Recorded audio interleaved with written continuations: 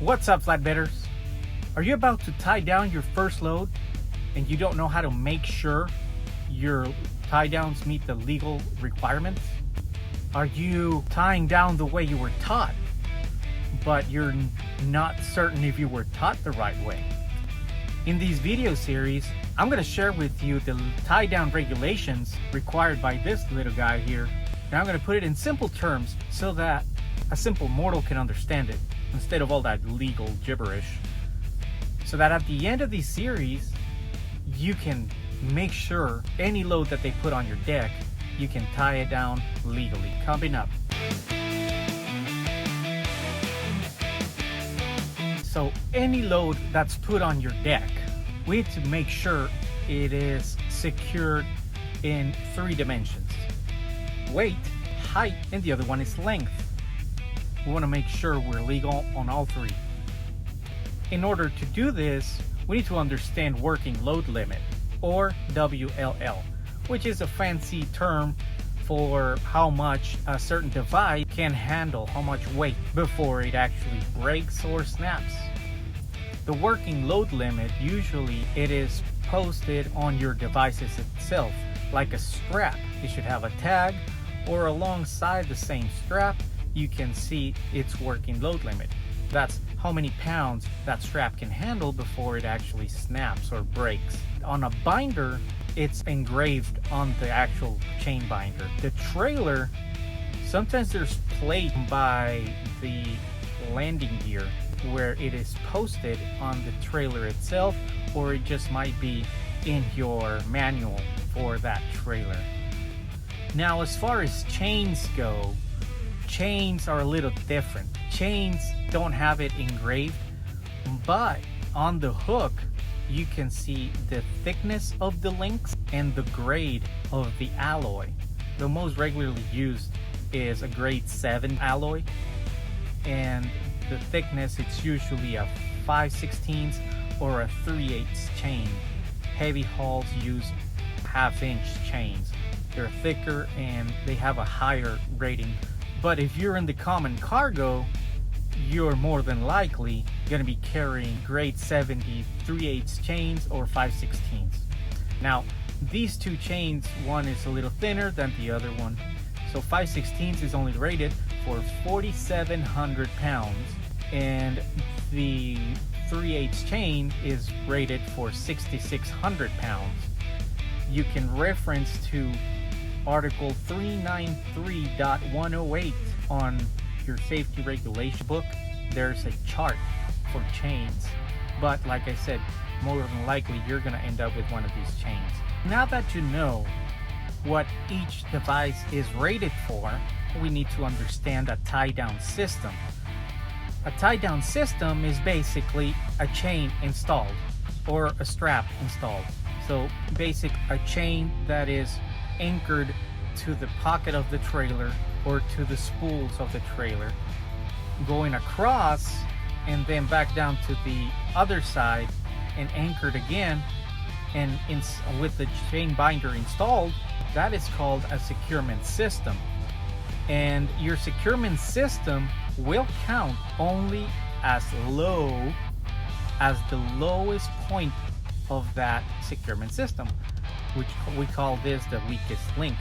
So let's say your binder is rated for 12,000 pounds, but your chain is only rated for 6,600. But wait, you still got the anchor point, which is the trailer. So if the trailer is rated for less than that, some of these trailers are rated for 5,000 pounds, depending on where you anchor it and depending on your manufacturer of the trailer. That's what your securement system is going to be rated at. So now that we know what a securement system is, now we need to know how many securement systems there are on our cargo and add them all up.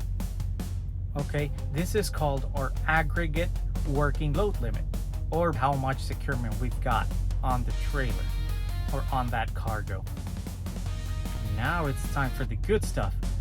How do we know how much securement we need on that cargo?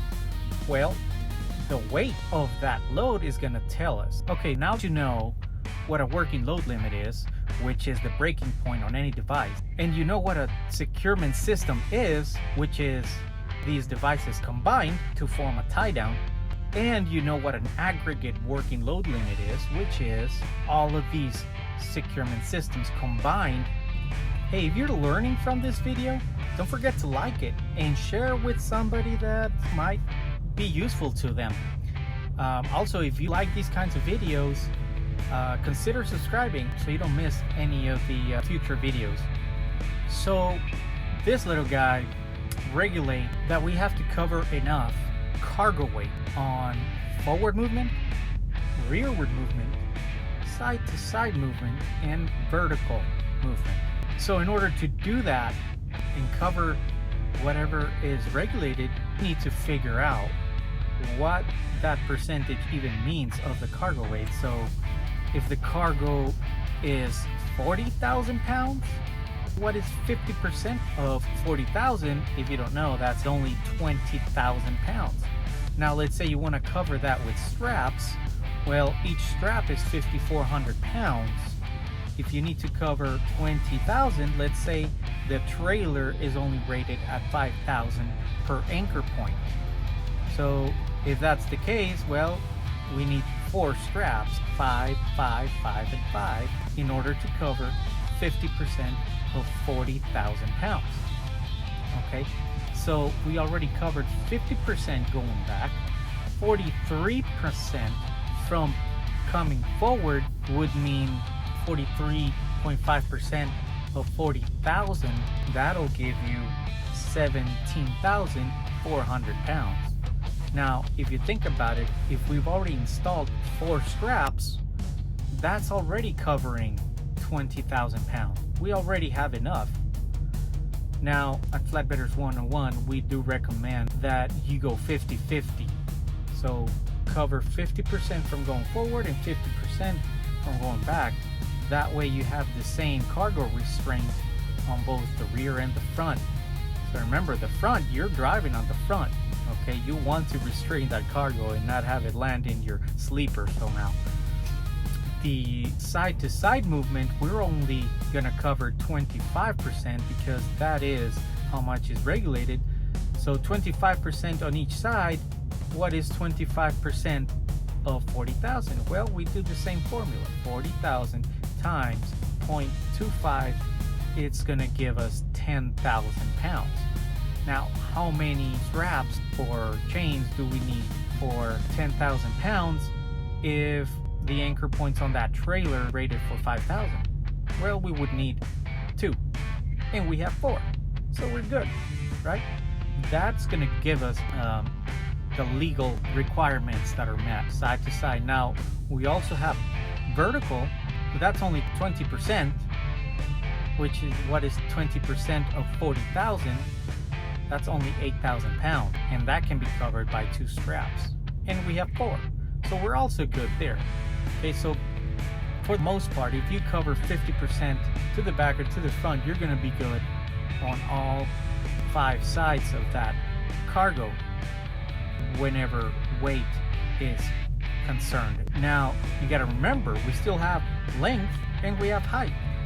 Okay, in this next video, we're going to explain that.